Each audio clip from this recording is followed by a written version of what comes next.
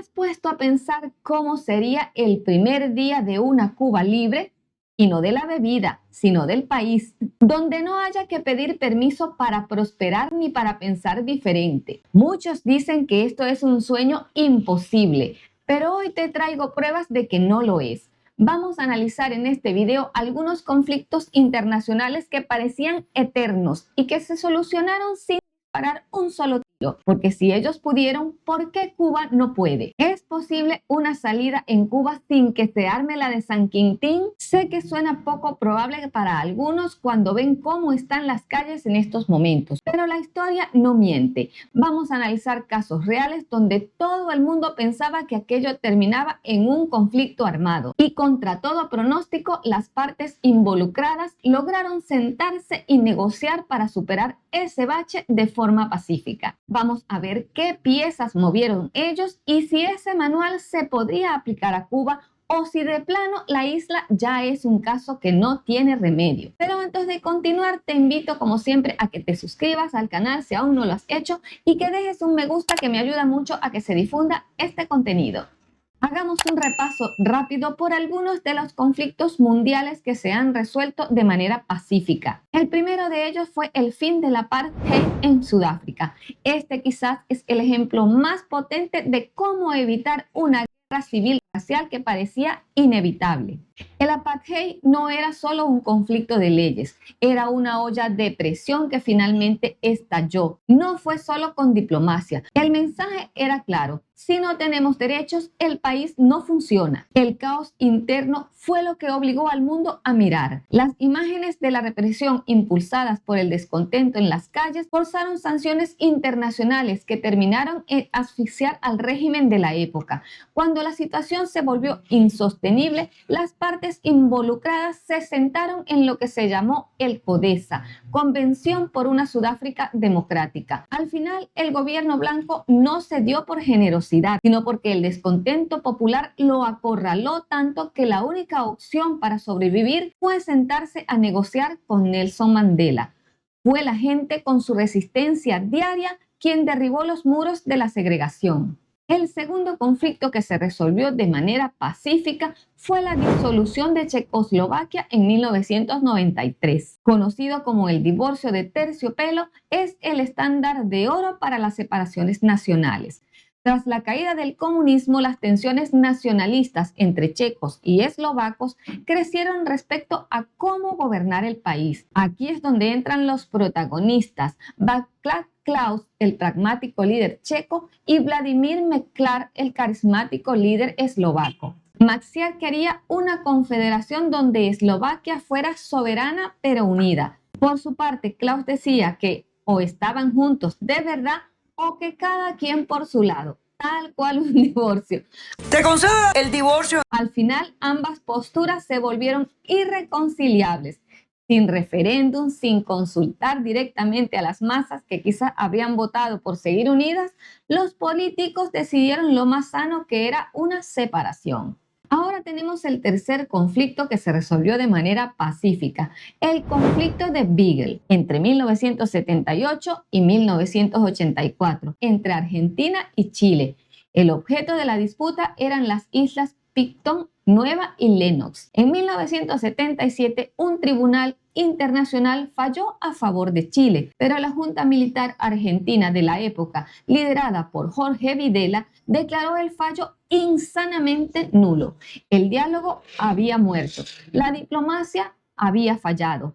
Solo quedaba la fuerza. En Chile, por su parte, el régimen de Pinochet sabía que estaba en desventaja numérica con Argentina. En la noche del 21 de diciembre de 1978, la flota argentina ya navegaba hacia la zona de combate. Pero los milagros existen y llegó una intervención divina. A última hora, el Papa Juan Pablo II surgió como mediador y detuvo la ofensiva. Años de negociaciones culminaron en el Tratado de Paz y Amistad de 1984. El cuarto conflicto que se resolvió de manera pacífica es uno de los más sonados de la historia: La crisis de los misiles en Cuba en 1962, el momento en que el mundo estuvo más cerca que nunca de una guerra nuclear. La crisis comenzó porque la Unión Soviética necesitaba defender a Cuba de una invasión y sobre todo responder a los misiles que Estados Unidos ya tenía en Turquía. Para que el mundo no terminara en una guerra nuclear, el entonces presidente de Estados Unidos, Kennedy, y el de la Unión Soviética de la época, Nikita Khrushchev, tuvieron que hacer algo que a los políticos no les gusta mucho, eso de ceder y confiar. No fue una solución mágica. Fue un tira y encoge de cartas secretas y llamadas desesperadas. Nikita Khrushchev envió una carta a Kennedy con una propuesta clara. Yo saco los misiles de Cuba si tú prometes públicamente que Estados Unidos no va a invadir la isla. Kennedy aceptó esto de inmediato. Fue la cara oficial de la paz. Estados Unidos garantizaba la seguridad de Cuba a cambio de desmantelar las bases soviéticas. Y con este llegamos al quinto conflicto que se resolvió de manera pacífica, ya que estamos en tiempos más modernos, y este es el referéndum de la independencia de Escocia en el 2014. Un ejemplo moderno de cómo gestionar deseos de autodeterminación de los pueblos dentro de una democracia estable. Después de 307 años de matrimonio político con Inglaterra, Escocia tuvo en sus manos una boleta con una sola pregunta: ¿debería Escocia ser un país independiente? Una pregunta simple que iba a cambiar el futuro de Europa para siempre. Entonces el gobierno británico permitió el referéndum legal y vinculante, con un resultado que a muchos dejó boquiabiertos. El no a la independencia ganó con un 55% y el resultado fue aceptado por ambas partes. Hubo respeto mutuo a la legalidad y a la voluntad popular. Y así llegamos al sexto conflicto que se resolvió de manera pacífica, y es el Euromaidán en 2014. El Euromaidán fue un proceso intenso que cambió el rumbo de Ucrania. Todo comenzó cuando el entonces presidente Víktor Yanukovych decidió a último minuto no firmar un acuerdo de asociación con la Unión Europea para volverse a acercar a Rusia, lo que sacó a miles de jóvenes a la Plaza de la Independencia en Kiev, conocida como Maidán. Lo que empezó como una protesta pacífica de estudiantes pidiendo un futuro europeo se transformó en algo mucho más serio cuando el gobierno cometió el error de intentar desalojarlos por la fuerza bruta, lo que provocó que al día siguiente no hubiera cientos, sino cientos de miles de personas en las calles indignadas por la violencia policial. El punto de no retorno ocurrió entre el 18 y el 20 de febrero, cuando francotiradores y fuerzas de seguridad usaron sus juguetitos contra los manifestantes, dejando un saldo de casi 100 desconectados del servidor, conocidos hoy como la Centuria Celestial. A pesar de todos estos hechos, la gente no se retiró y ante la presión total de la gente en la calle y el abandono de sus propios aliados, Yanukovych terminó huyendo del país hacia Rusia el 22 de febrero de ese año. El parlamento lo destituyó de inmediato y convocó a elecciones. En los casos anteriores, aunque si bien hubo enfrentamientos, también hubo un denominador común que fue el diálogo para lograr una solución pacífica y evitar males peores. El último caso, que aunque aún no se ha resuelto de manera pacífica, sí pudiera llegar a serlo.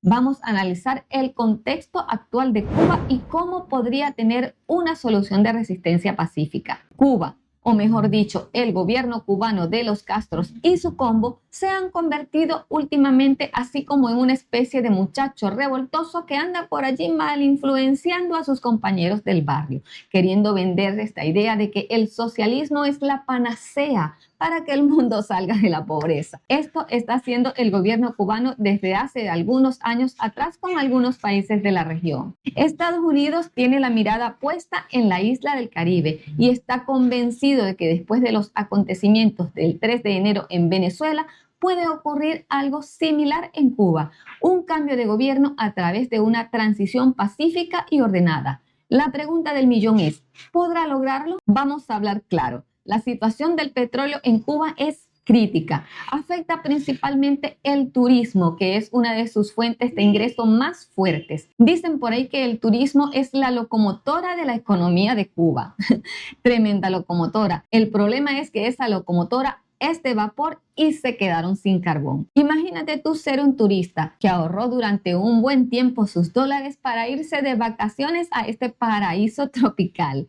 Llegas al hotel que te han prometido que es 5 estrellas, pero que termina siendo 3 estrellas, con un maquillaje allí que no muy confiable. Y además te encuentras que con el All Inclusive incluye todo menos la electricidad. Pues sí, porque en Cuba la electricidad se mueve con termoeléctricas que sin combustible no funcionan. El sector turístico de la isla está colapsando, porque vamos a ser sinceros, nadie va a pagar un boleto de avión y un hotel para ir a pasar un tiempo en una cueva oscura, por muy bonita que sean sus playas. Si no hay luz para el pueblo, mucho menos hay estabilidad para mantener esa burbuja de fantasía que le venden a los turistas. Pero aquí es donde la cosa se pone color de hormiga. Tras bambalinas se está cocinando un business, una negociación. Washington dice que está dispuesto a sentarse a la mesa. Aquí es donde entra México a jugar su papel de el mediador buena onda. La presidenta Claudia Sheinbaum lo anunció hace unos días atrás en la mañanera, que México está puesto y dispuesto a poner la mesa. Básicamente se ha ofrecido como el lugar donde el tío Sam y el gobierno cubano pueden sentarse a hablar sin necesidad de estarse gritando por las redes sociales. Nosotros, tanto al Departamento de Estado de Estados Unidos como a través de la Embajada en México, hemos planteado que México pone todo de su parte para poder generar un diálogo que permita generar las condiciones para un diálogo pacífico. Y estamos insistiendo en que México puede funcionar como el Estado, la nación, que abra las puertas para que se desarrolle este diálogo. Pero en Cuba no solo falta la luz, falta el agua potable, falta la comida para una adecuada alimentación de la población y que ya no estén tan famélicos. Y hablando de que falta todo, prepárense, porque el gobierno cubano ha sacado del sarcófago la famosa Operación Cero. ¿Qué es esto? Bueno, si tú piensas que esto es una bebida baja en calorías, estás bien equivocado. Hoy se reunió el Consejo de Ministros para complementar estas directivas de gobierno para enfrentar el desabastecimiento agudo de combustible. Y aquí hemos tomado como referencia las indicaciones del comandante en jefe para periodo especial. ¿Se acuerdan las directivas del comandante en jefe para periodo especial de aquello que le llamamos opción cero? Están contempladas también, actualizadas, porque hay situaciones diferentes en esta directiva. La opción cero es básicamente un botón de pánico que Fidel Castro dejó programado para cuando no quedara ni un chícharo o ni un frijol, o ninguna caraota, como ustedes le llamen.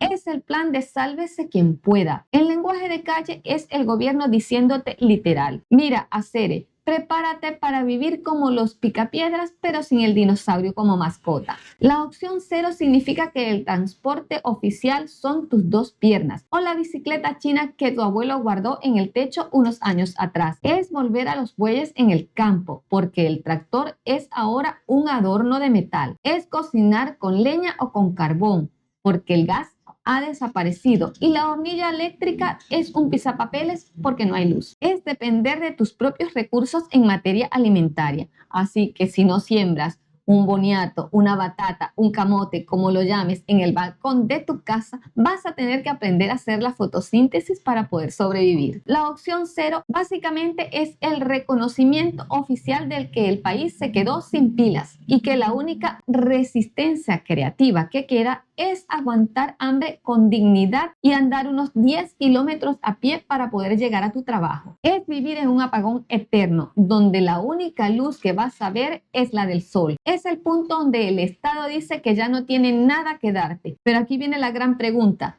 Al igual que los procesos anteriores de los cuales te hablé en este video, ¿puede haber en Cuba una salida pacífica? La resistencia pacífica en Cuba se encuentra en una encrucijada. El hambre y los apagones están empujando a la gente a la calle por necesidad vital, pero el aparato de seguridad sigue siendo lo suficientemente fuerte como para evitar que esas protestas se conviertan en un movimiento político nacional coordinado. La cosa en Cuba en este mismo año, en pleno febrero del 2026, está que arde, y no precisamente por el sol del Caribe.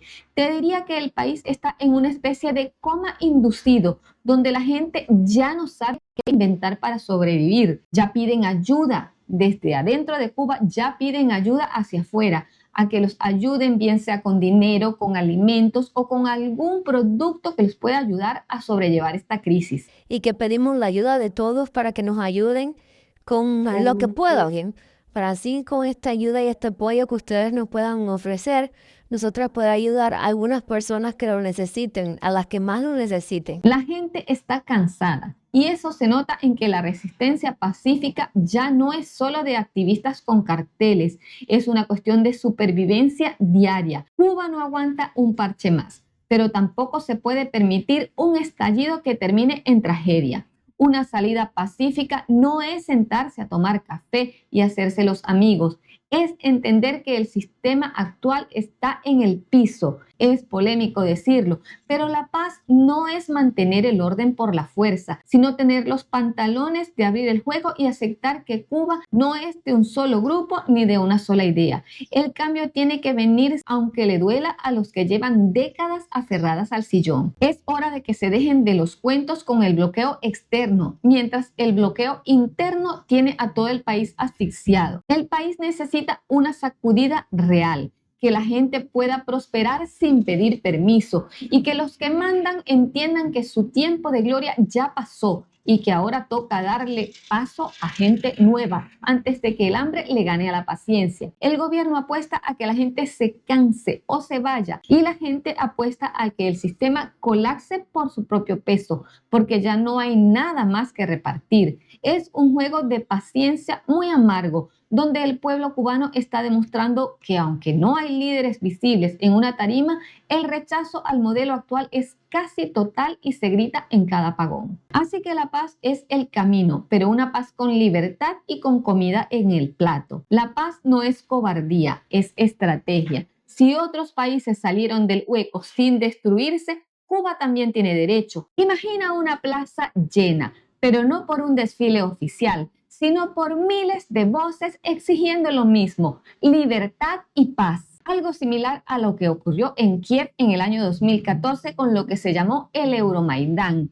Y hoy muchos se preguntan si el malecón de La Habana será el próximo escenario de una revolución pacífica como esta. Pero cuéntame tú, después de haber visto estos ejemplos, ¿eres optimista o eres de los que crees que el caso de Cuba es punto y aparte? Los leo en los comentarios.